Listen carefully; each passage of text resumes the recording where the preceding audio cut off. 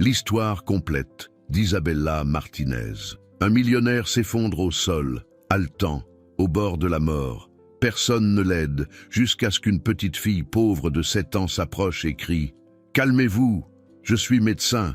Tout le monde rit, mais quelques secondes plus tard, elle accomplit l'impossible et change 2 vies pour toujours. Le matin de décembre, dans le centre-ville de Chicago, était glacial.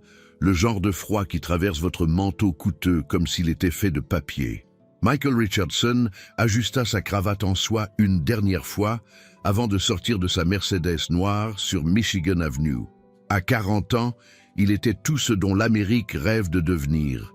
PDG de Richardson Tech Solutions, d'une valeur de plus de 50 millions de dollars, avec un penthouse donnant sur le lac Michigan.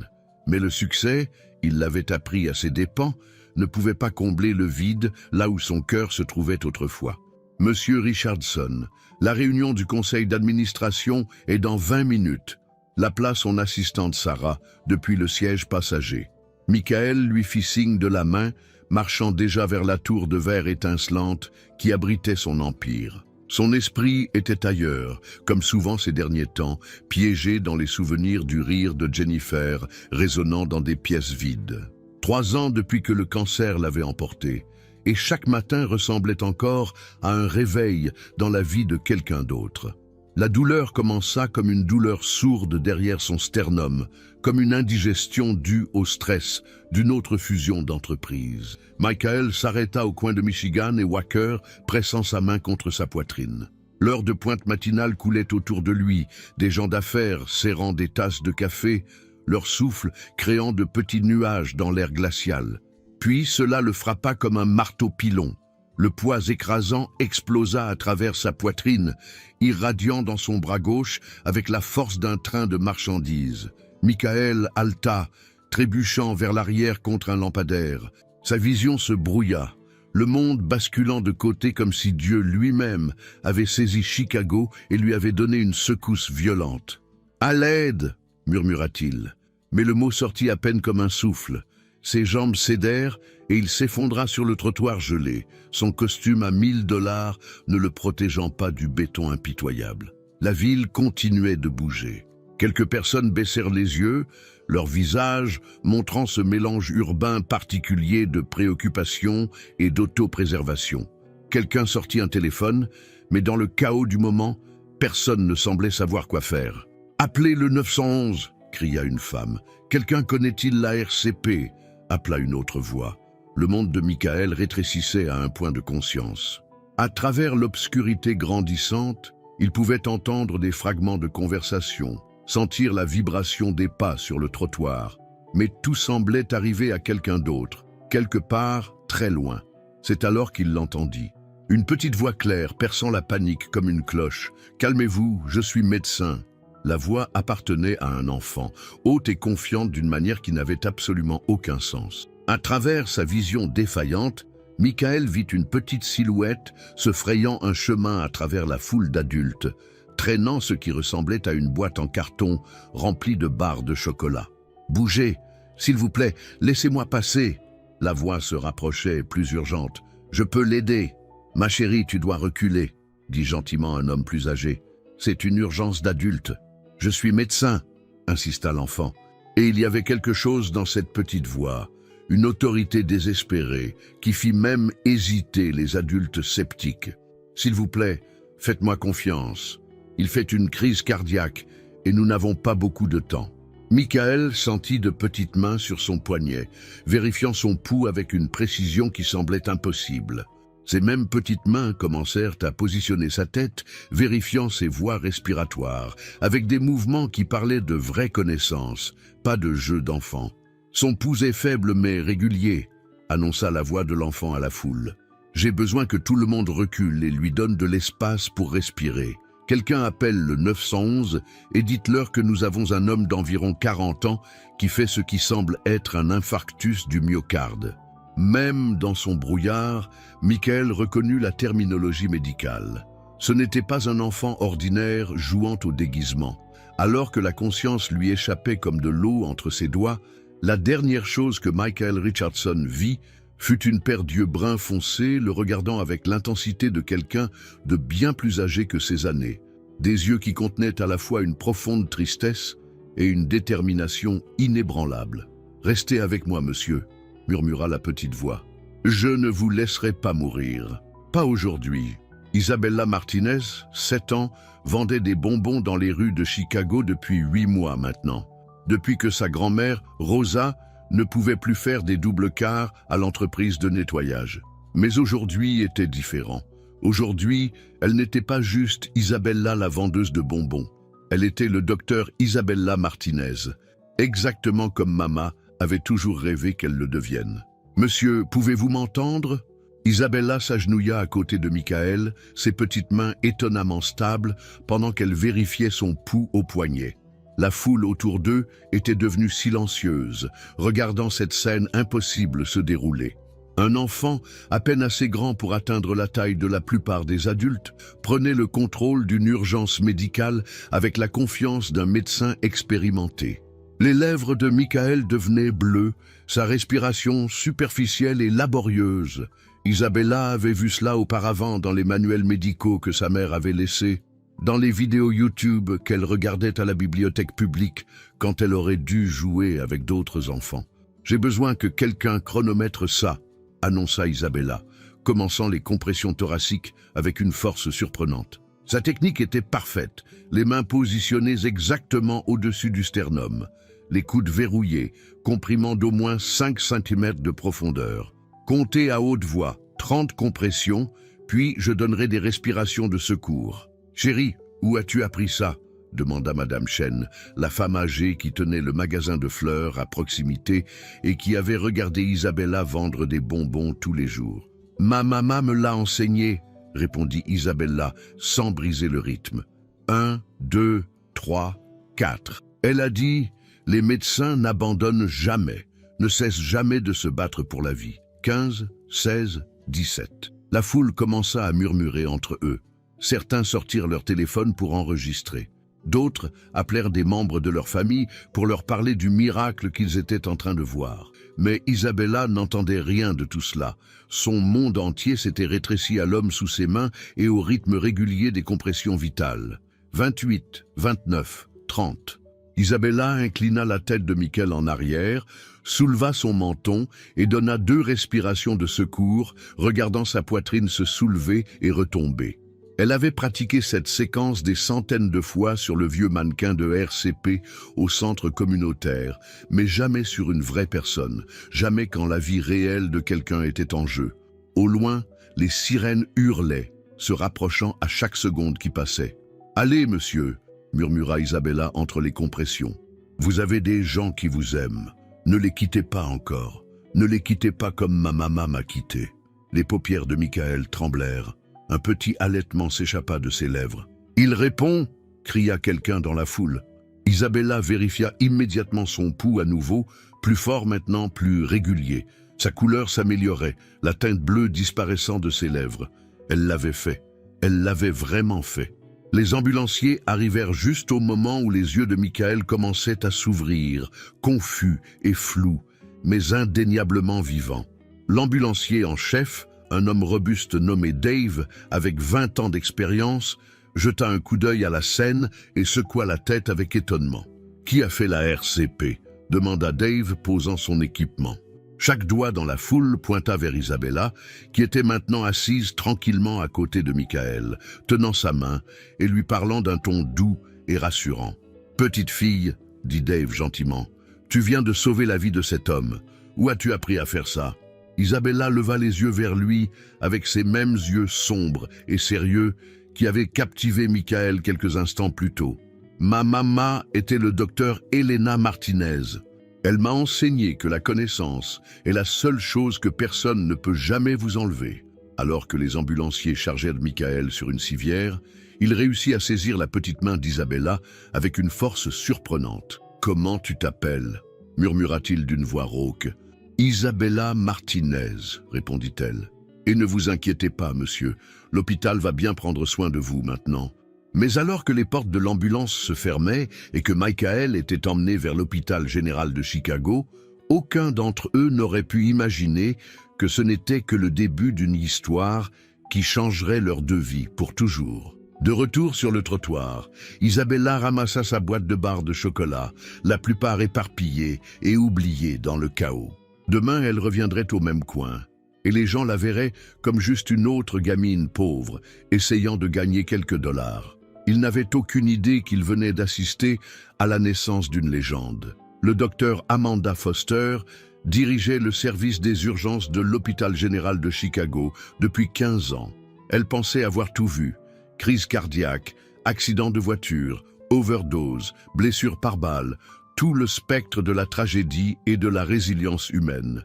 Mais rien ne l'avait préparé au rapport qui arriva avec l'ambulance transportant Michael Richardson. « Dr Foster !»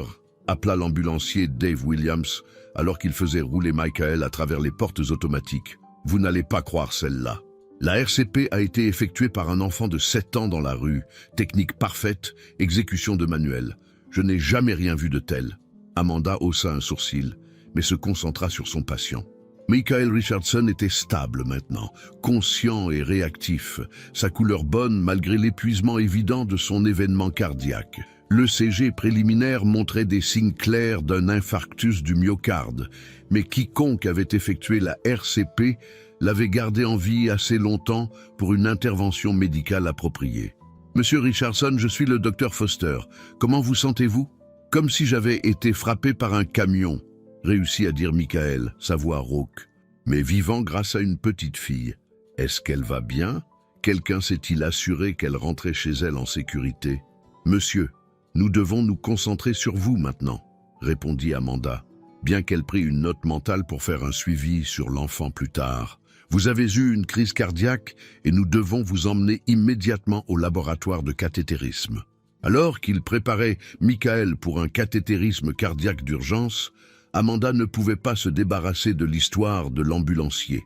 Une enfant de 7 ans effectuant la RCP. C'était médicalement impossible, ou du moins hautement improbable. Les enfants de cet âge avaient à peine la force physique pour fournir des compressions thoraciques efficaces, sans parler de la connaissance et de la composure émotionnelle requise. 2 heures plus tard, après avoir ouvert avec succès l'artère coronaire bloquée de Michael, Amanda se retrouva en train de réviser les images de caméras de rue que la police avait fournies. Ce qu'elle vit lui fit remettre en question tout ce qu'elle pensait savoir sur la médecine et le développement de l'enfant. La petite fille à l'écran bougeait avec un but et une précision qui défiaient l'explication. Son placement des mains était parfait, sa profondeur de compression appropriée, sa technique de respiration de secours impeccable.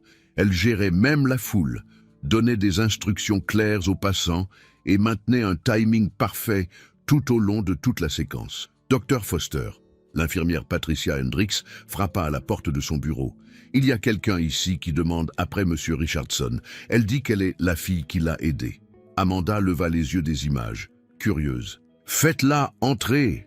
Isabella Martinez entra dans le bureau du docteur Foster, portant les mêmes vêtements simples de plus tôt.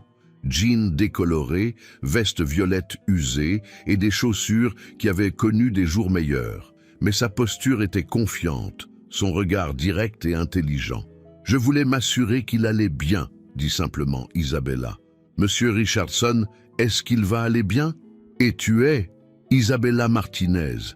J'ai effectué la RCP sur lui ce matin. » La façon dont elle le dit, factuelle et professionnelle, envoya des frissons dans la colonne vertébrale d'Amanda. « Isabella, où as-tu appris à effectuer la RCP ?»« Ma maman me l'a enseigné. Docteur Elena Martinez. Elle travaillait à l'hôpital St. Mary's avant de tomber malade. » La voix d'Isabella resta stable, mais Amanda remarqua que ses mains se serrèrent légèrement sur ses côtés. Le nom frappa Amanda comme un coup physique. Docteur Elena Martinez. Elle se souvenait bien d'elle. Médecin d'urgence brillante, l'un des médecins les plus dévoués, avec qui Amanda avait jamais travaillé. Elena était morte il y a 2 ans d'un cancer du pancréas, une perte dévastatrice pour la communauté médicale. Elena Martinez était ta mère ? Isabella hocha la tête. Elle m'a enseigné tout ce qu'elle pouvait avant de mourir. Elle disait que la connaissance était le seul héritage qu'elle pouvait me donner, que personne ne pouvait voler. Amanda étudia l'enfant devant elle, les yeux sérieux, la façon dont elle se tenait, la confiance calme face à l'autorité adulte. C'était la fille d'Elena. Et soudain, tout commençait à avoir du sens. Isabella, ce que tu as fait aujourd'hui était extraordinaire. Tu as sauvé la vie de cet homme en utilisant des techniques que la plupart des adultes ne connaissent pas. Maman disait toujours que la médecine ne concerne pas l'âge ou la taille. Il s'agit de connaissance, de compassion et du courage d'agir quand quelqu'un a besoin d'aide. Isabella fit une pause, regardant directement Amanda. « Est-ce que Monsieur Richardson va vraiment aller bien? J'ai besoin de savoir que j'ai tout fait correctement. »« Tu as tout fait parfaitement, » l'assura Amanda. « Mieux que parfait, en fait. Tu lui as donné exactement les soins dont il avait besoin au moment exact où il en avait besoin. » Pour la première fois depuis qu'elle était entrée dans le bureau, la composure d'Isabella se fissura légèrement. Le soulagement inonda ses traits, suivi rapidement par autre chose, une détermination qui semblait bien trop mature pour ses 7 ans. « Docteur Foster, puis-je vous demander quelque chose? » « Bien sûr, comment est-ce que je deviens un vrai médecin comme Mama? Je sais que je ne suis qu'une enfant, mais je veux aider les gens. Je veux sauver des vies. » Amanda fixa cet enfant remarquable, la fille d'Elena, assise dans son bureau, posant des questions que la plupart des gens ne considèrent pas avant l'université. À ce moment, elle prit une décision qui changerait tout. « Isabella, je pense que c'est une conversation que nous devons avoir très soigneusement, » dit Amanda. « Mais d'abord, il y a quelqu'un que je pense que tu devrais rencontrer. » Michael Richardson était réveillé depuis 3 heures et les questions ne cessaient d'arriver. Médecins, infirmières, administrateurs, tout le monde voulait savoir sur l'enfant qui avait sauvé sa vie. Mais Michael se trouvait incapable de se concentrer sur leurs demandes.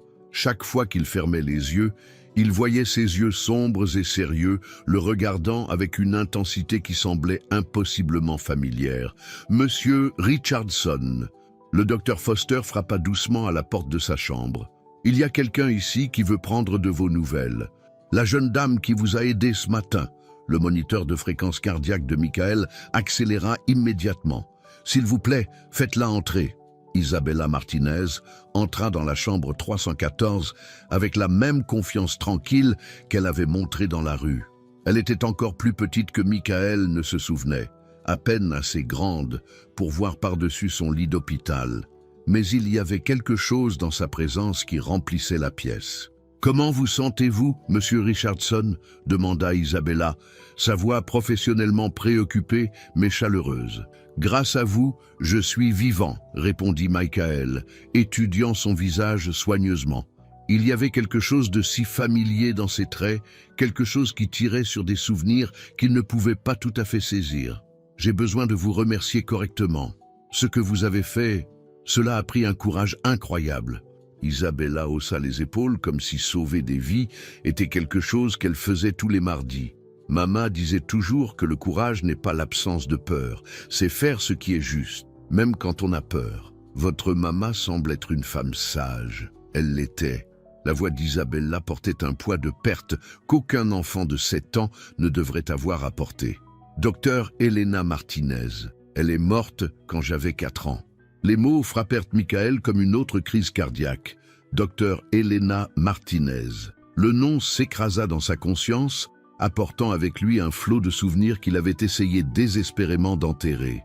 L'hôpital St. Mary's, l'accident de Jennifer, le médecin qui s'était si durement battu, qui était resté avec eux pendant la pire nuit de sa vie, qui avait tenu la main de Jennifer alors qu'elle s'évanouissait. Michael fixa Isabella avec une nouvelle compréhension, voyant maintenant ce qu'il avait manqué auparavant. La forme de ses yeux, la détermination de sa mâchoire, la façon dont elle se portait avec une dignité tranquille.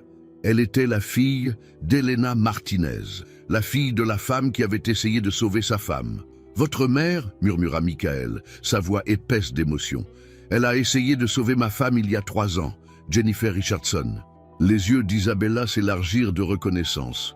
« Vous êtes lui, l'homme pour qui Mama a pleuré. Elle a dit qu'elle avait tout essayé, qu'elle était si désolée de ne pas avoir pu sauver Madame Richardson.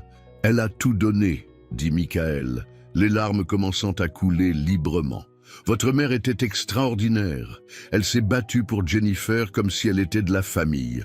Elle est restée avec nous, nous a réconfortés, n'a jamais abandonné l'espoir, même quand la situation était désespérée. La pièce tomba silencieuse, sauf pour le bip tranquille de l'équipement médical. Deux âmes connectées par la tragédie et la perte, se regardant à travers un lit d'hôpital, la compréhension s'éclairant enfin entre eux. Maman avait l'habitude de dire que parfois Dieu met des gens sur notre chemin pour des raisons que nous ne pouvons pas comprendre, dit doucement Isabella. Elle disait que chaque vie que nous touchons nous touche en retour. Michael tendit la main et prit la petite main d'Isabella dans la sienne. Votre mère a sauvé mon âme cette nuit-là, même si elle ne pouvait pas sauver la vie de Jennifer. Et aujourd'hui, vous avez sauvé ma vie. C'est comme... Il fit une pause, luttant pour trouver les mots. C'est comme si Elena était encore là-bas, se battant encore pour sauver les gens. À travers moi, termina Isabella, comprenant parfaitement. À travers vous. Le docteur Foster, qui avait tranquillement observé depuis l'embrasure de la porte, sentit ses propres larmes commencer à tomber. En 15 ans de médecine d'urgence, elle n'avait jamais été témoin de quelque chose de tout à fait semblable. Un cercle de compassion et de guérison qui transcendait la mort elle-même. « Isabella, dit Michael, sa voix devenant plus forte, je dois à votre mère une dette que je ne pourrai jamais rembourser. Elle a tout donné en essayant de sauver Jennifer. Et maintenant, vous m'avez donné une seconde chance à la vie. Vous ne nous devez rien, monsieur Richardson. Ce n'est pas pour ça que maman est devenue médecin et ce n'est pas pour ça que je veux en devenir une. » Michael regarda cet enfant remarquable, cet héritage vivant d'une des personnes les plus compatissantes qu'il ait jamais connues, et prit une décision qui changerait leurs deux vies pour toujours. Isabella, et si je vous disais que vous n'avez pas à attendre d'être adulte pour être médecin? Et si je vous disais qu'il pourrait y avoir un moyen pour vous de commencer à aider les gens maintenant, aujourd'hui? Les yeux d'Isabella s'illuminèrent d'un espoir si brillant qu'il semblait illuminer toute la pièce. « Qu'est-ce que vous voulez dire ?»« Je veux dire, Isabella Martinez, que votre vraie éducation est sur le point de commencer. » Le docteur Foster avait vu beaucoup de choses remarquables dans sa carrière, mais regarder Michael Richardson et Isabella Martinez découvrir leur connexion l'avait laissé sans voix. Maintenant, alors que Michael parlait du début de la vraie éducation d'Isabella, elle se trouvait en train de se pencher en avant, captivée par ce qui se déroulait devant ses yeux. « Monsieur Richardson, » intervint doucement le docteur Foster, « qu'est-ce que vous proposez exactement ?» Michael regarda entre Isabella et le médecin, son esprit se précipitant avec des possibilités qui avaient semblé impossibles juste quelques heures plus tôt. Docteur Foster, et si je vous disais que je cherche un moyen d'honorer la mémoire de ma femme depuis 3 ans, et je pense que je viens de le trouver? Isabella l'observa attentivement, son jeune esprit traitant la conversation d'adulte avec une clarté remarquable. Vous voulez m'aider à devenir médecin? Je veux vous aider à devenir le médecin que votre mère rêvait que vous deveniez, répondit Michael. Mais plus que ça, je veux m'assurer que d'autres enfants comme vous, des enfants avec des dons extraordinaires et des circonstances, obtiennent les chances qu'ils méritent. La voix de Michael devint plus forte alors que l'idée prenait forme. Docteur Foster, qu'est-ce qu'il faudrait pour créer un programme spécial ici à l'hôpital général de Chicago? Une initiative de formation médicale pour les jeunes qui pourrait identifier les enfants doués et leur fournir une véritable éducation médicale. Les sourcils du docteur Foster s'élevèrent. « Monsieur Richardson, c'est une entreprise incroyablement complexe. Il y a des questions légales, des exigences éducatives, des protocoles de sécurité.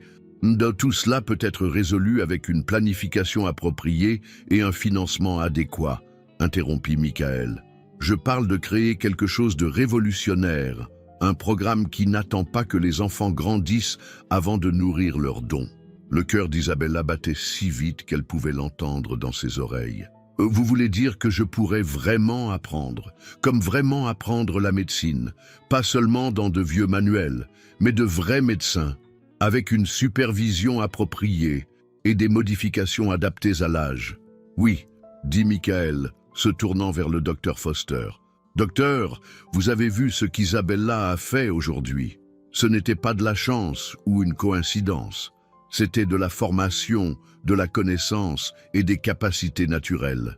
Combien d'autres enfants pourraient être là-bas avec un potentiel similaire, manquant seulement d'opportunités? Le docteur Foster se trouvait prise dans la vision de Michael, malgré sa prudence professionnelle. Cela nécessiterait l'approbation du conseil d'administration, une assurance spéciale, un curriculum modifié, et je peux fournir le financement pour tout cela, dit fermement Michael. Je peux doter le programme, embaucher les meilleurs éducateurs, créer des bourses pour les enfants qui montrent des aptitudes. Nous pourrions l'appeler le programme d'éducation médicale pour jeunes Elena Martinez. Isabella Alta, ses yeux se remplissant de larmes. Vous le nommeriez d'après Mama? Votre mère a dédié sa vie à guérir les gens, répondit Michael. Ce programme serait son héritage continué à travers vous et d'autres enfants comme vous. L'esprit du docteur Foster tournoyait avec les possibilités.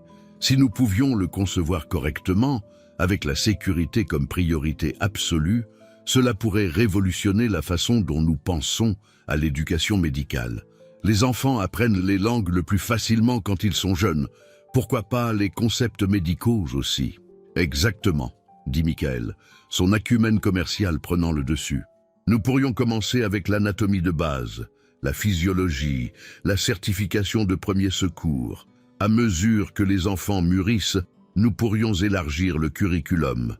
Au moment où ils seraient prêts pour l'école de médecine, ils auraient des années d'avance sur leur père. Isabella vibrait pratiquement d'excitation. Et je pourrais aider d'autres personnes. Vraiment les aider? Tu aides déjà les gens, dit doucement le docteur Foster. Ce que tu as fait aujourd'hui le prouve. Mais oui, avec une formation appropriée, tu pourrais en aider beaucoup plus. Michael sortit son téléphone de la poche de sa veste. Docteur Foster, je vais passer quelques appels. D'ici la fin de la semaine, je veux avoir une proposition préliminaire pour le conseil d'administration de l'hôpital.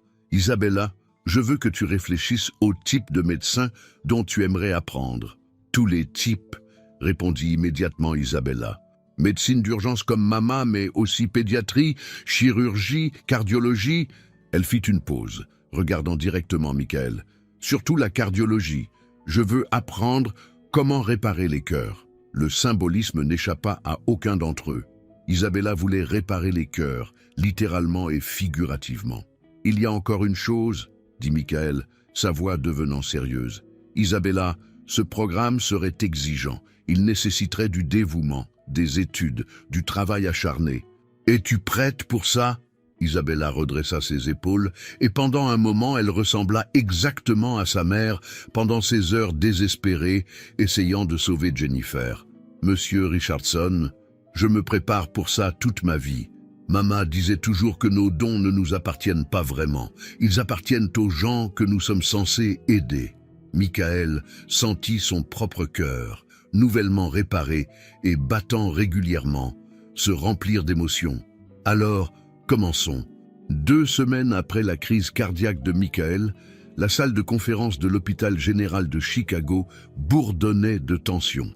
La réunion d'urgence du conseil d'administration avait été convoquée pour discuter de ce que certains membres appelaient déjà la proposition Richardson, un programme radical d'éducation médicale pour les jeunes qui défiait toutes les approches conventionnelles de la formation médicale. Avec tout le respect que je vous dois, Monsieur Richardson, dit Dr Patricia Hawthorne, l'administratrice en chef de l'hôpital, depuis l'autre côté de la table en acajou, ce que vous proposez est sans précédent. Nous parlons de permettre aux enfants, certains âgés d'à peine 7 ans, dans des environnements de formation médicale. La responsabilité seule pourrait nous ruiner. Michael ajusta sa cravate, le même geste nerveux qu'il avait fait avant cette marche fatidique sur Michigan Avenue. Mais cette fois, il n'était pas seul. Le docteur Foster était assise à côté de lui, armé de recherches et de curriculum préliminaires, tandis qu'Isabella attendait dans le couloir avec l'assistante de Michael, Sarah, pratiquant des cartes mémoire d'anatomie. « Docteur Hawthorne », répondit calmement Michael. « Il y a 3 semaines, un enfant de 7 ans a sauvé ma vie en utilisant des techniques médicales que la plupart des adultes ne possèdent pas. Ce même enfant est la fille d'un des médecins les plus dévoués que cet hôpital ait jamais employé. Nous ne parlons pas de mettre les enfants dans des situations dangereuses. Nous parlons de nourrir des dons extraordinaires sous supervision attentive. Le membre du conseil, Dr. James Kellerman, un chirurgien avec 30 ans d'expérience, se pencha en avant avec scepticisme. « Monsieur Richardson, je comprends votre gratitude, mais la médecine nécessite de la maturité, du jugement, de la stabilité émotionnelle. Les enfants ne possèdent simplement pas ces qualités. Alors comment expliquez-vous ce qu'Isabella Martinez a accompli ?» Intervint le docteur Foster, glissant une tablette sur la table. « J'ai analysé les images de caméras de rue avec 3 experts indépendants. Sa technique de RCP était impeccable, son timing était parfait. Sa prise de décision sous pression dépassait celle de nombreux résidents de première année. » Les membres du conseil firent passer la tablette, regardant la performance d'Isabella dans un silence stupéfait. Même l'expression du docteur Kellerman commença à passer du scepticisme à la fascination. « De plus, continua le docteur Foster, j'ai recherché des programmes similaires internationalement. L'initiative Jeunes médecins en Suède forme des enfants doués depuis 15 ans avec un succès remarquable. Leurs diplômés surpassent constamment les étudiants en médecine traditionnellement éduqués. » Michael sentit l'énergie de la pièce changer. « Je suis prêt à financer ce programme complètement. 20 millions de dollars initialement avec un financement supplémentaire selon les besoins. Nous parlons de bourses, d'installations spécialisées, de couverture d'assurance, de protection légale. Le seul investissement de l'hôpital serait l'expertise et l'espace. » Dr. Elizabeth Santos, la chef de pédiatrie, parla pour la première fois. « Quelle sorte de limite d'âge discutons-nous ? Enfants qui démontrent une aptitude exceptionnelle entre 7 et 16 ans, répondit le docteur Foster. Le programme aurait un processus de sélection rigoureux, évaluation psychologique, tests académiques, intérêt démontré pour la médecine. Nous ne parlons pas de chaque enfant qui veut jouer au médecin. Et qu'arrive-t-il quand ces enfants grandissent ? Demanda Dr. Hawthorne. Sont-ils automatiquement admis à l'école de médecine ? Ils gagnent leur place comme tout le monde, dit fermement Michael, mais ils entreront avec des avantages que les étudiants traditionnels ne peuvent égaler. Des années d'expérience pratique, une compréhension profonde des concepts médicaux et surtout une certitude absolue que la médecine est leur vocation. Le membre du conseil, Dr. Rachel Kim, leva la main. « J'aimerais entendre l'enfant elle-même. Si nous allons baser un programme sur ses capacités, ne devrions-nous pas l'évaluer directement ?» Michael sourit. C'était le moment qu'il espérait. « Isabella, voudriez-vous entrer, s'il vous plaît ?» Isabella Martinez entra dans la salle du conseil avec la même confiance tranquille qu'elle avait montrée dans chaque situation. Elle portait une simple robe bleue que Michael avait achetée pour elle, et ses cheveux noirs étaient soigneusement tressés, mais c'étaient ses yeux sérieux et intelligents, qui commandèrent immédiatement l'attention de la pièce. « Bonjour tout le monde », dit poliment Isabella. « Je suis Isabella Martinez, et je veux être médecin comme ma maman. » Dr. Kellerman se pencha en avant, sa voix douce mais sondante. « Isabella, dis-nous pourquoi tu veux étudier la médecine. » « Parce que les gens se blessent et tombent malades, et quelqu'un doit les aider, » répondit Isabella sans hésitation. « Ma maman disait toujours qu'être médecin n'est pas un travail, c'est une responsabilité de porter la douleur des autres jusqu'à ce que vous puissiez les aider à guérir. Chérie, qu'est-ce qui te fait penser que tu es prête pour une telle responsabilité à ton âge ?» demanda Dr. Santos. Isabella réfléchit soigneusement avant de répondre. « Je ne pense pas que je sois prête pour tout ça encore. C'est pourquoi j'ai besoin d'apprendre. Mais je sais que je suis prête à commencer à apprendre parce que je comprends déjà la partie la plus importante, c'est que la vie de chaque personne a de la valeur. Et si vous avez la connaissance pour aider quelqu'un, vous avez le devoir de l'utiliser. » La voix d'Isabella devint plus forte. « Quand j'ai vu Monsieur Richardson au sol, j'aurais pu m'en aller comme d'autres personnes le faisaient, mais maman m'a enseigné que la connaissance sans action n'est que de l'égoïsme. » La pièce tomba silencieuse. Dr. Hawthorne fixa cet enfant de 7 ans qui venait d'articuler le principe fondamental de l'éthique médicale avec plus de clarté que certains étudiants en médecine n'arrivent à le faire après 4 ans d'études. « Isabella, dit gentiment le docteur Foster, si nous créions ce programme, serais-tu prête à travailler très dur pour étudier des sujets que d'autres enfants de ton âge n'apprennent pas? Docteur Foster, j'étudie déjà l'anatomie et la physiologie tous les jours à la bibliothèque. Je pratique déjà les techniques de RCP et les premiers secours. La seule différence serait que j'aurais enfin de vrais professeurs au lieu de juste des livres et des vidéos. » Dr Kellerman enleva ses lunettes et les nettoya lentement, un geste que les autres membres du conseil reconnaissaient comme sa façon de traiter les décisions difficiles. « Isabella, cela te dérangerait-il de sortir un moment pendant que nous en discutons ?»« Bien sûr. » Isabella se tourna pour partir, puis s'arrêta à la porte. « Juste, quoi que vous décidiez, s'il vous plaît, rappelez-vous qu'il pourrait y avoir d'autres enfants comme moi là-bas. Des enfants qui veulent aider les gens, mais ne savent pas comment commencer. Ce programme ne concerne pas vraiment moi. Il s'agit de leur donner une chance aussi. » Alors que la porte se fermait derrière elle, les membres du conseil restèrent assis dans un silence contemplatif. Finalement, Dr Kellerman parla. « Il y a 20 ans, j'aurais dit que c'était impossible. Il y a 10 ans, j'aurais appelé ça irresponsable. » Il regarda autour de la table. « Aujourd'hui, je vais dire que c'est nécessaire. » Un par un, les membres du conseil commencèrent à hocher la tête en accord. Le programme d'éducation médicale pour jeunes Elena Martinez était sur le point de devenir réalité. 6 mois plus tard, Isabella Martinez se tenait devant le centre des jeunes médecins nouvellement construit à l'hôpital général de Chicago, serrant un sac à dos rempli de manuels médicaux que la plupart des étudiants universitaires trouveraient difficiles. Le bâtiment lui-même était une merveille, conçu spécifiquement pour le programme avec des laboratoires d'anatomie à échelle réduite, des salles de simulation équipées d'équipements de taille pédiatrique et des salles de classe qui pouvaient accueillir à la fois des enfants et des instructeurs adultes. « Prête pour ton premier jour, Dr Martinez ?»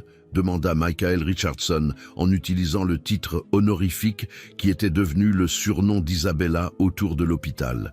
Au cours des derniers mois, alors que le programme se développait, Michael était devenu quelque chose entre un mentor et un père de substitution pour Isabella, tandis qu'elle était devenue la fille que lui et Jennifer avaient toujours rêvé d'avoir. « Je suis prête pour ça toute ma vie », répondit Isabella.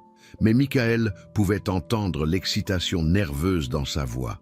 Aujourd'hui marquait le lancement officiel du programme avec Isabella et 11 autres enfants soigneusement sélectionnés, commençant leur éducation médicale extraordinaire. Le docteur Foster émergea du bâtiment, presse-papier en main et excitation à peine contenue sur son visage. « Bonjour tout le monde. Aujourd'hui, vous devenez la première classe du programme d'éducation médicale pour jeunes Elena Martinez. Vous êtes sur le point de faire l'histoire. » Le groupe de jeunes étudiants variait en âge de 7 à 15 ans. Il y avait Marcus Williams, un garçon de 12 ans de Détroit qui avait effectué des premiers secours d'urgence après une fusillade dans son quartier. Sarah Chen, 10 ans, s'était enseignée la chimie avancée après avoir regardé sa grand-mère diabétique lutter avec la gestion de l'insuline. James Thompson, 15 ans, faisait du bénévolat dans une clinique gratuite depuis qu'il avait 12 ans, apprenant l'espagnol pour mieux communiquer avec les patients. Chaque enfant avait une histoire, une passion motrice pour la médecine qui transcendait leurs années. « Avant de commencer, » annonça le docteur Foster, « je veux que vous compreniez quelque chose d'important. Ce programme existe parce que nous croyons que les dons extraordinaires méritent des opportunités extraordinaires. Mais avec l'opportunité vient la responsabilité. Vous n'êtes pas juste des étudiants, vous êtes des pionniers. » Isabella sentit un frisson de nervosité mélangé à la fierté. Autour d'elle, les autres enfants semblaient également intimidés par l'ampleur de ce qu'ils entreprenaient.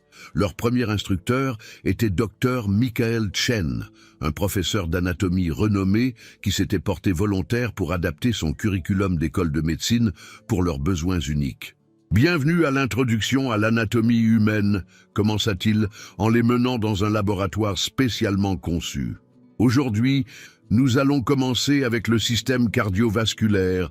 spécifiquement comprendre ce qui arrive pendant un infarctus du myocarde. La main d'Isabella se leva immédiatement, comme ce qui est arrivé à Monsieur Richardson.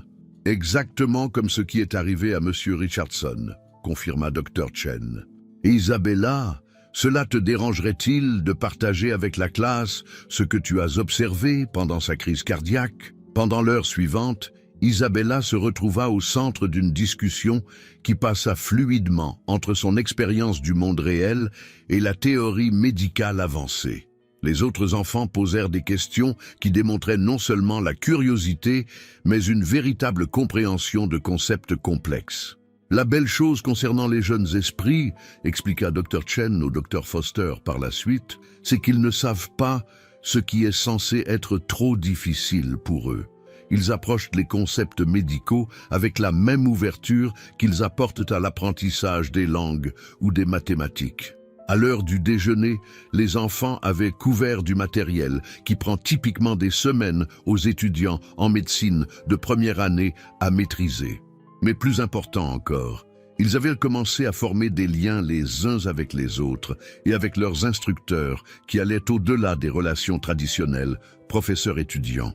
L'après-midi apporta leur premier exercice de simulation, un scénario d'urgence contrôlé où ils travailleraient en équipe pour stabiliser un patient. Un mannequin médical avancé subissant un arrêt cardiaque. Le Dr. Foster regardait nerveusement alors que les enfants approchaient de la simulation avec le même sérieux qu'ils apporteraient à une vraie urgence. Isabella prit naturellement le contrôle, son expérience sur Michigan Avenue lui donnant une confiance que les autres n'avaient pas. Marcus, tu vérifies les voies respiratoires et la respiration. Sarah, surveille le pouls et la pression sanguine. James, prépare le simulateur de défibrillateur. Isabella, appela le Dr. Foster. Souviens-toi d'expliquer ton raisonnement pendant que tu travailles. D'accord. Isabella hocha la tête, sans jamais quitter le mannequin des yeux.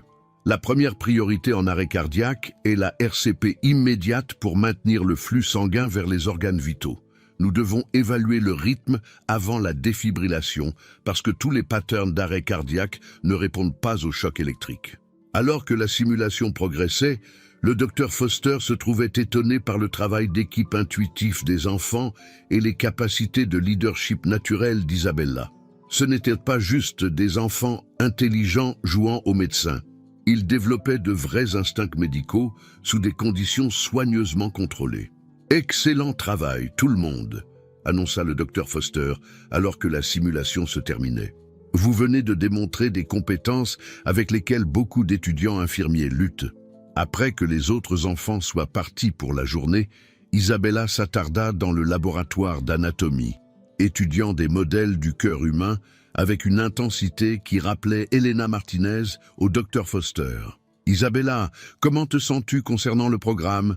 demanda le Dr. Foster. « C'est tout ce que j'espérais que ce serait, » répondit Isabella. « Mais Dr. Foster, je continue à penser à ce que j'ai dit au conseil concernant d'autres enfants qui pourraient être là-bas. Quand les trouverons-nous ?» Le Dr. Foster sourit. « En fait, Isabella, c'est ton prochain défi. Nous voulons que toi et les autres participants du programme nous aidiez à identifier d'autres enfants doués. Vous serez nos ambassadeurs, visitant les écoles et centres communautaires, partageant votre histoire et cherchant d'autres qui partagent votre passion. » Les yeux d'Isabella s'illuminèrent d'excitation. « Vous voulez dire que nous pouvons aider à construire le programme ? » « Nous voulons dire que vous pouvez aider à changer le monde, » répondit le Dr. Foster. Un jeune médecin à la fois.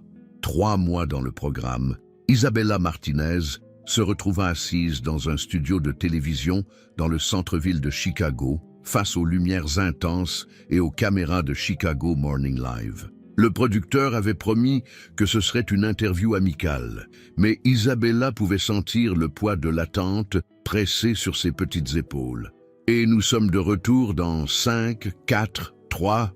Le directeur de plateau compta silencieusement, et le sourire professionnel de l'animatrice Janet Peterson revint. « Nous sommes ici avec Isabella Martinez, la remarquable fillette de 7 ans, qui non seulement a sauvé la vie d'un homme grâce à la RCP, mais est depuis devenue la plus jeune étudiante d'un programme révolutionnaire d'éducation médicale. Isabella, Dis-nous ce que ça fait d'étudier la médecine à un si jeune âge. » Isabella avait pratiqué cette réponse avec le docteur Foster, mais parler à des millions de téléspectateurs se sentait différent de répéter dans une pièce vide. « Ça me fait sentir comme ce que je suis censé faire, Madame Peterson. Ma maman disait toujours que les dons sont faits pour être partagés, pas cachés. Ta mère, docteur Elena Martinez, était elle-même médecin et est décédée quand tu étais très jeune. Ressens-tu de la pression à suivre ses traces? » « Je ne ressens pas de pression, » répondit Isabella pensivement. « Je ressens un but, comme si maman avait planté des graines en moi, et maintenant, elles grandissent enfin. » L'interview continua pendant 8 minutes avec Isabella, répondant aux questions sur le programme, ses études et ses rêves avec un aplomb qui étonna les téléspectateurs à travers le pays. Mais ce qui arriva après se révélerait bien plus significatif que l'interview elle-même. Dans les heures suivant la diffusion, les téléphones de l'hôpital général de Chicago sonnaient constamment. Des parents de partout dans la nation appelaient en demandant des informations sur le programme. Des professionnels médicaux voulaient faire du bénévolat.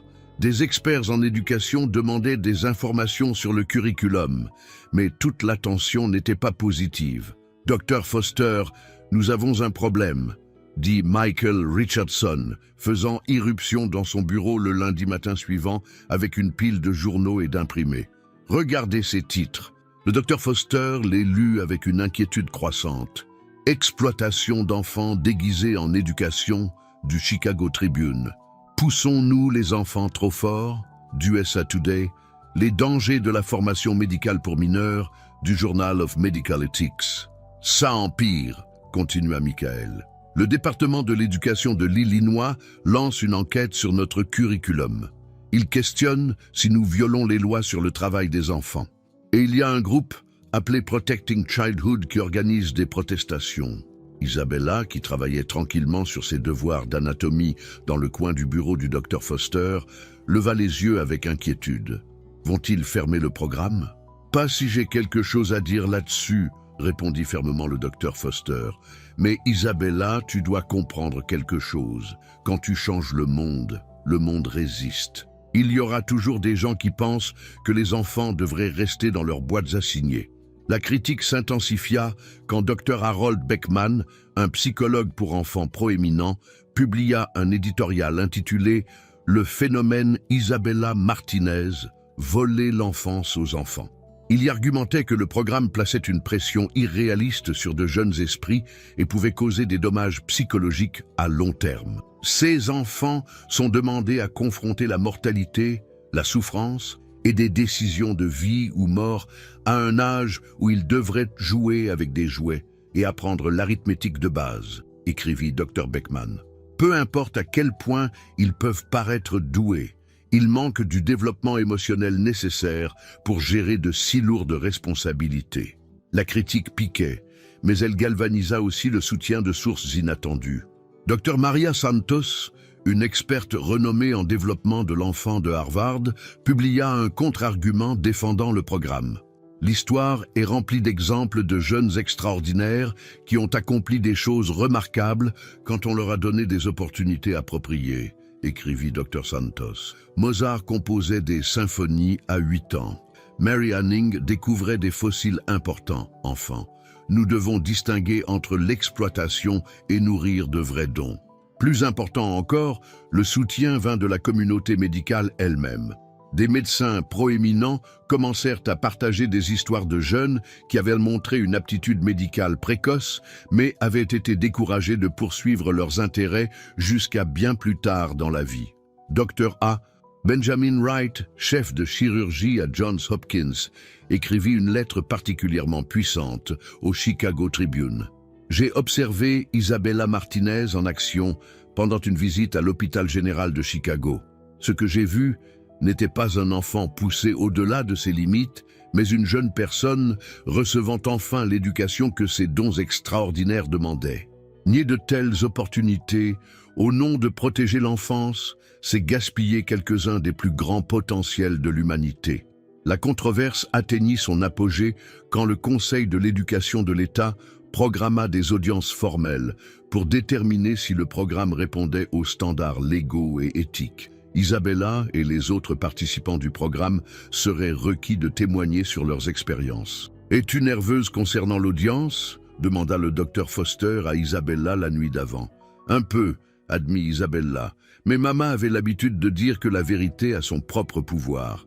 Si nous aidons vraiment des enfants comme moi, alors la vérité parlera d'elle-même. » « Et si le conseil décide de nous fermer ?» Isabella resta silencieuse pendant un long moment. « Alors nous trouverons un autre moyen. Monsieur Richardson m'a enseigné que quand tu fais quelque chose d'important, les obstacles ne sont pas des raisons d'arrêter. Ce sont des puzzles à résoudre. » L'audience était programmée pour le mardi suivant. Isabella Martinez, à 7 ans, était sur le point de défendre non seulement sa propre éducation, mais le principe fondamental que les enfants extraordinaires méritent des opportunités extraordinaires. Alors qu'elle se préparait pour ce qui pourrait être le témoignage le plus important de sa jeune vie, Isabella pensa aux mots de sa mère. La connaissance sans action n'est que de l'égoïsme.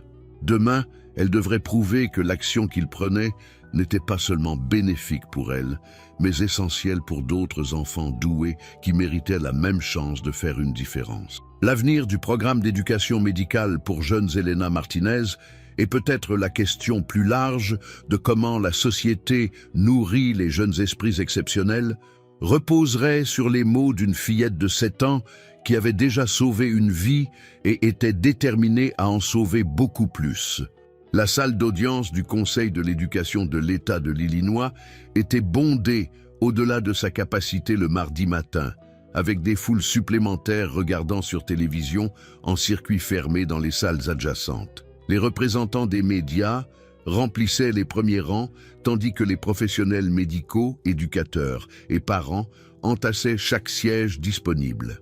Au centre de tout cela était assise Isabella Martinez, paraissant impossiblement petite à la table des témoins, mais rayonnant d'une confiance calme qui semblait remplir tout l'espace. « Mademoiselle Martinez », commença le président du conseil, Dr Robert Fitzgerald. « Vous comprenez que l'audience d'aujourd'hui déterminera si le programme auquel vous participez peut continuer à opérer, correct ?»« Oui, monsieur », répondit clairement Isabella. « Et je comprends que certaines personnes pensent que les enfants comme moi ne devraient pas apprendre la médecine avancée.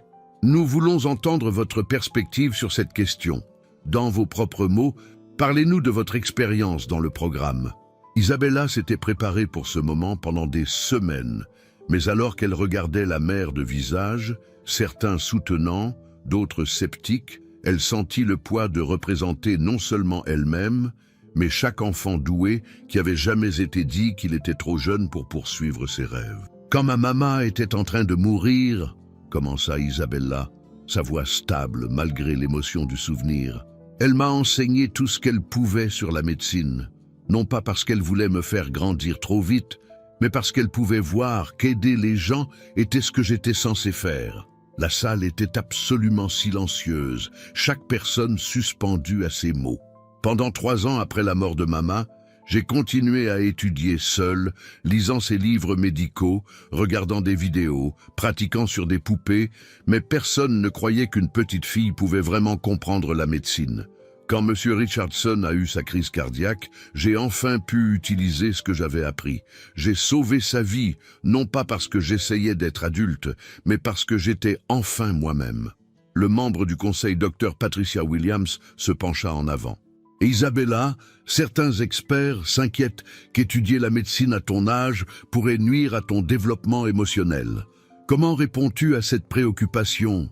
Isabella considéra sérieusement la question. « Dr Williams, je pense que ce qui est nuisible, c'est quand les enfants ont des dons et ne sont pas autorisés à les utiliser.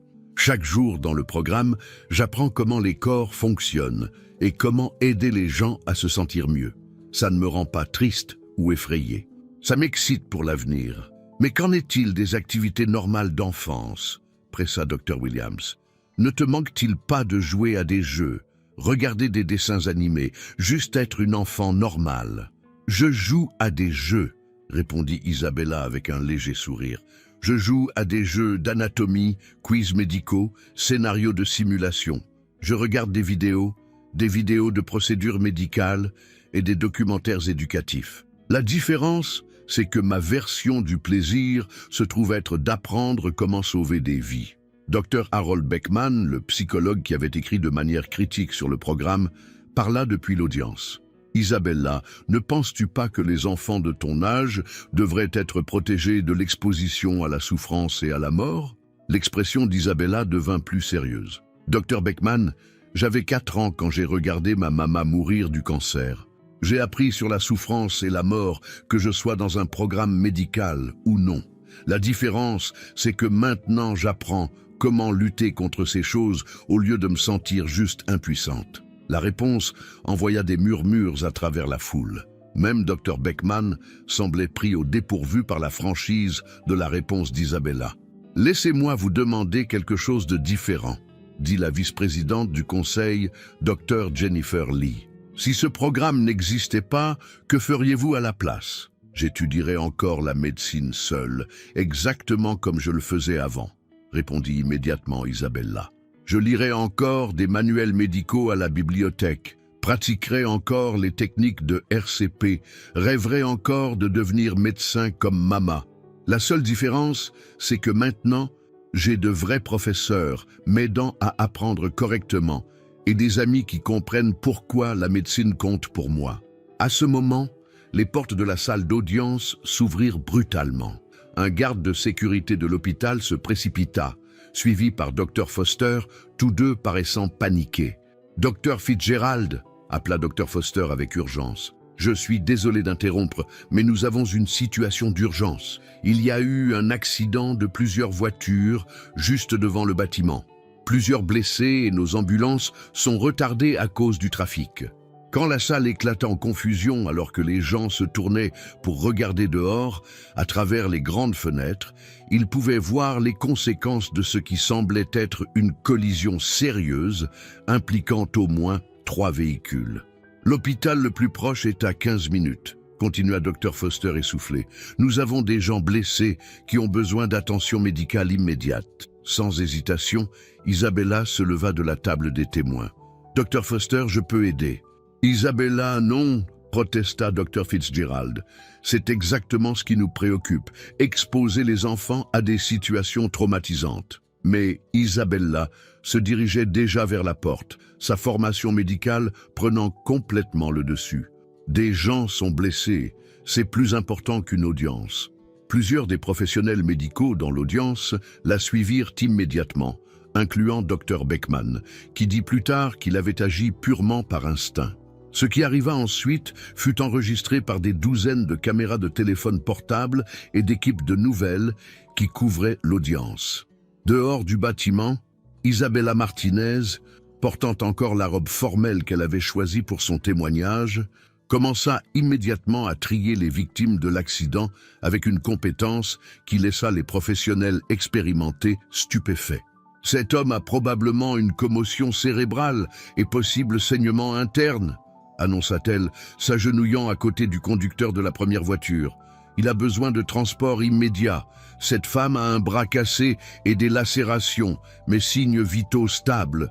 Deuxième priorité. » Alors qu'elle se déplaçait de victime en victime, fournissant les premiers secours et dirigeant la réponse d'urgence, Isabella démontra non seulement la connaissance médicale, mais le genre de leadership calme, sous pression, que la plupart des gens ne développent jamais. Dr Beckman se retrouva tenant un sac 4 pendant qu'Isabella insérait la ligne dans le bras d'un jeune homme avec des mains stables. « Comment as-tu appris à faire ça ?» demanda-t-il, sa critique antérieure oubliée. « Dr Chen nous a enseigné l'insertion CACAR le mois dernier, » répondit Isabella factuellement, sans jamais détourner son attention de son patient. « Mais surtout, j'ai regardé Mama le faire des centaines de fois. » Au moment où les ambulances arrivèrent, Isabella et les autres professionnels médicaux avaient stabilisé toutes les victimes et potentiellement sauvé au moins 2 vies. Alors que la dernière ambulance s'éloignait, la foule qui s'était rassemblée dehors commença à applaudir. Dr Fitzgerald, qui avait été témoin de toute la scène, s'approcha d'Isabella avec une expression d'étonnement complet. « Jeune dame, Je pense que tu viens de répondre à chaque question que nous pourrions possiblement avoir sur ton programme. Isabella leva les yeux vers lui, sa robe sale et ses cheveux ébouriffés, mais ses yeux brillants de satisfaction d'avoir aidé des gens dans le besoin. Est-ce que ça veut dire que le programme peut continuer? Isabella, répondit Dr Fitzgerald, je pense que ça veut dire que votre programme va s'étendre à l'échelle nationale. Alors que la foule commençait à se disperser et que la salle d'audience se préparait à reprendre, Isabella Martinez avait encore une fois prouvé que les circonstances extraordinaires requièrent des personnes extraordinaires, indépendamment de leur âge. Le vote formel fut unanime. Le programme d'éducation médicale pour jeunes Elena Martinez non seulement continuerait, mais recevrait l'approbation et le soutien complet de l'État. 6 mois après l'audience qui avait presque fermé le programme, Isabella Martinez se tenait devant une foule de 500 personnes à la conférence nationale inaugurale des jeunes professionnels médicaux. L'événement, tenu au McCormick Place de Chicago, rassemblait des enfants doués de tout le pays qui avaient été sélectionnés pour des programmes médicaux pour jeunes nouvellement établis dans 12 États. Il y a 2 ans, commença Isabella, sa voix maintenant confiante et claire à travers le système de son de l'auditorium, j'étais juste une enfant vendant des bonbons dans les rues de Chicago. J'avais des rêves de devenir médecin comme ma maman, mais personne ne croyait que quelqu'un de mon âge pouvait vraiment comprendre la médecine. Dans l'audience, Michael Richardson regardait avec fierté, alors que la jeune fille qui avait sauvé sa vie inspirait maintenant des centaines d'autres enfants à poursuivre leurs rêves médicaux. À côté de lui était assise Dr Foster, qui avait été promue directrice nationale des programmes d'éducation médicale pour jeunes, supervisant l'expansion que le témoignage d'Isabella avait rendue possible. Aujourd'hui, je veux vous dire que votre âge ne limite pas votre capacité à aider les gens, continua Isabella. Votre connaissance le fait, votre compassion le fait, votre volonté d'agir quand d'autres ont besoin d'aide le fait. Mais votre âge n'est qu'un nombre que certaines personnes utilisent pour essayer de vous empêcher d'atteindre votre potentiel. Les enfants dans l'audience, allant de David Kim de Los Angeles, 7 ans, qui s'était enseigné les techniques de suture chirurgicale, à Rachel Morrison d'Atlanta, 15 ans, qui avait développé un nouveau protocole pour traiter l'asthme pédiatrique, écoutaient avec l'attention captivée de ceux qui avaient enfin trouvé leur tribu. Dans notre programme, nous avons appris qu'être de jeunes médecins en formation signifie que nous pouvons voir la médecine différemment, continua Isabella. Nous posons des questions que les adultes ont cessé de poser. Nous trouvons des solutions que les adultes ont cessé de chercher. Nous nous soucions de manière que les adultes oublient parfois comment faire. Au cours de l'année passée, les histoires de succès s'étaient multipliées exponentiellement. Marcus Williams, le garçon de 12 ans de Detroit, avait aidé à développer un nouveau protocole de réponse d'urgence communautaire qui avait été adopté par les hôpitaux urbains à l'échelle nationale. Sarah Chen avait créé des outils simplifiés de gestion diabétique qui étaient maintenant utilisés dans les maisons de retraite à travers le Midwest. Mais la chose la plus importante que nous avons apprise, dit Isabella construisant vers sa conclusion, c'est que la médecine ne concerne pas vraiment ce que nous savons. Il s'agit de comment nous utilisons ce que nous savons pour servir les autres. Les applaudissements furent assourdissants, mais Isabella n'avait pas fini. « Je veux finir avec un défi », dit-elle, élevant sa voix au-dessus de la foule. « Chacun de nous dans cette salle a reçu des dons extraordinaires. La question n'est pas de savoir si nous méritons ces dons ou si nous sommes trop jeunes pour les utiliser. La question est, qu'allons-nous en faire ?» Alors que la conférence continuait pendant les 3 jours suivants, Isabella se retrouva entourée d'enfants dont les histoires faisaient écho à la sienne. Des jeunes qui avaient été rejetés, découragés ou ignorés, jusqu'à ce qu'ils trouvent des programmes qui reconnaissaient leur potentiel. Le dernier soir, pendant un dîner privé pour les dirigeants du programme et les donateurs majeurs, Michael Richardson se leva pour s'adresser au groupe. « Il y a 3 ans, je pensais que ma vie était finie, » commença-t-il, sa voix épaisse d'émotion. « J'avais du succès en affaires, mais j'avais perdu ma femme, perdu mon but, perdu ma volonté de continuer, Puis une petite fille nommée Isabella Martinez s'est agenouillée sur un trottoir froid et a sauvé ma vie. Il regarda directement Isabella, qui était assise à la table d'honneur avec d'autres diplômés du programme qui avaient été sélectionnés pour admission précoce à des programmes de pré-médecine prestigieux. Mais sauver ma vie n'était que le début. Isabella, tu nous as aidés à créer quelque chose que je crois changera le visage de la médecine pour toujours. Tu nous as montré que les enfants extraordinaires peuvent faire des choses extraordinaires quand nous leur donnons des opportunités extraordinaires.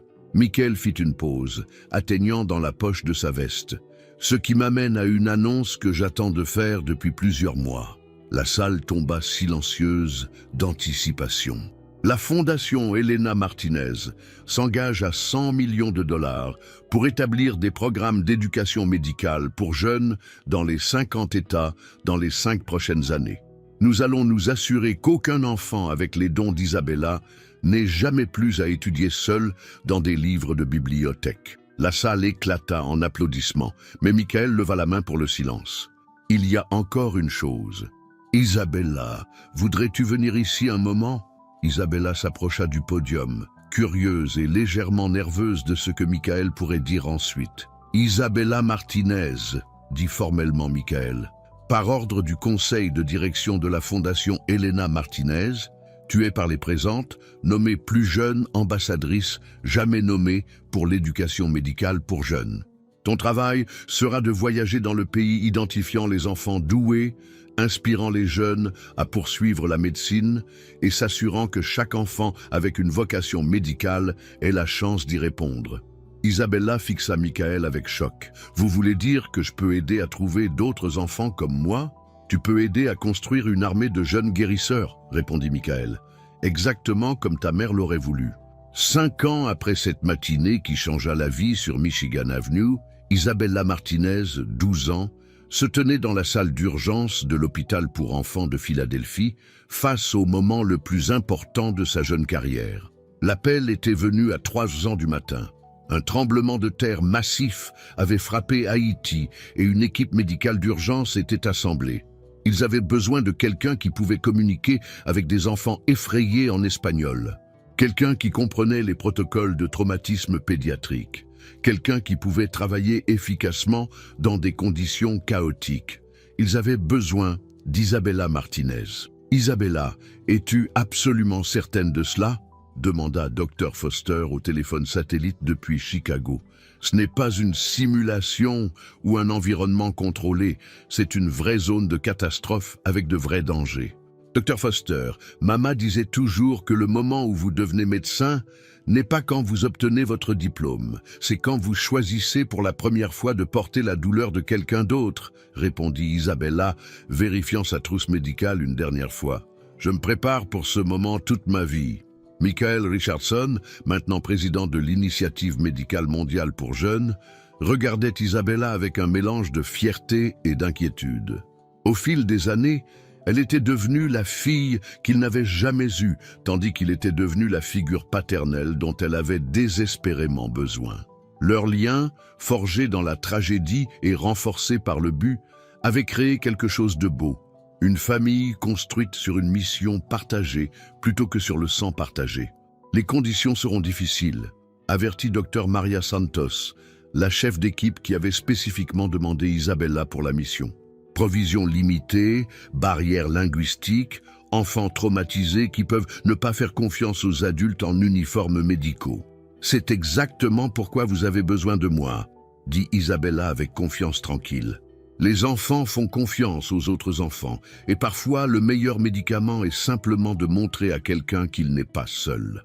6 heures plus tard, Isabella se retrouva dans une tente médicale de fortune à Port-au-Prince, entourée de chaos qui aurait submergé la plupart des adultes.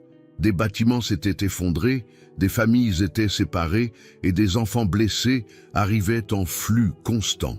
Mais alors qu'Isabella commençait à se déplacer dans la tente, quelque chose de remarquable arriva. « Hola, mi nombre es Isabella », dit-elle gentiment à un garçon terrifié de 6 ans avec un bras cassé. Les yeux du petit garçon s'élargirent de surprise et de soulagement.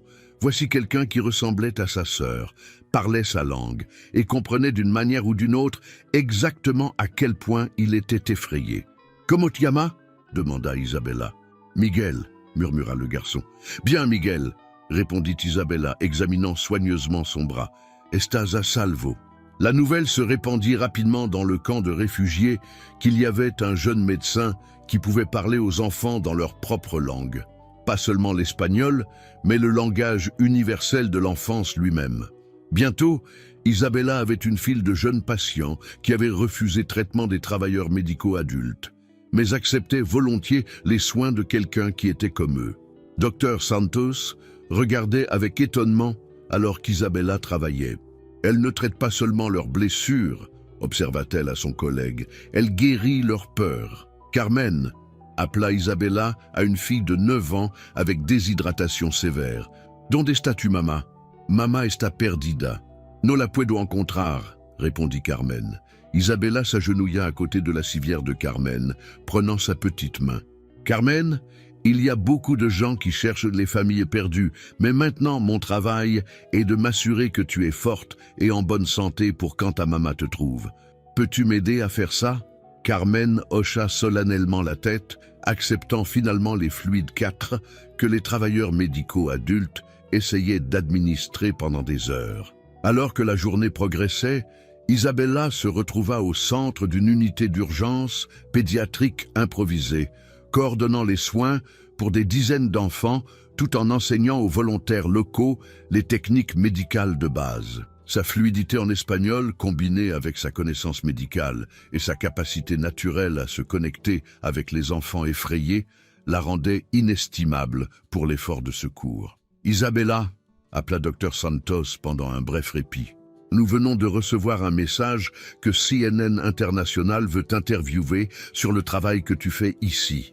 Le monde entier regarde cet effort de secours maintenant. »« Maintenant » demanda Isabella, regardant autour d'elle les enfants qui avaient encore besoin de soins. Cela pourrait aider le programme médical pour jeunes entiers à gagner une reconnaissance internationale. Isabella hésita, puis regarda les visages autour d'elle.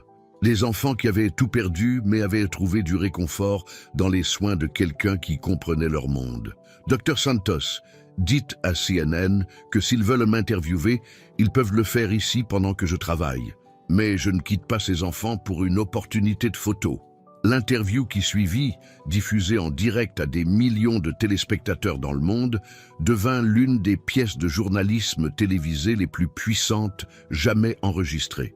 Les téléspectateurs regardaient Isabella Martinez, fluide à la fois en terminologie médicale et trauma d'enfance, expliquer des procédures d'urgence complexes tout en réconfortant simultanément un tout petit qui pleurait et enseignant à un volontaire local comment nettoyer correctement les blessures. « Isabella, » demanda le reporter de CNN, « tu n'as que 12 ans.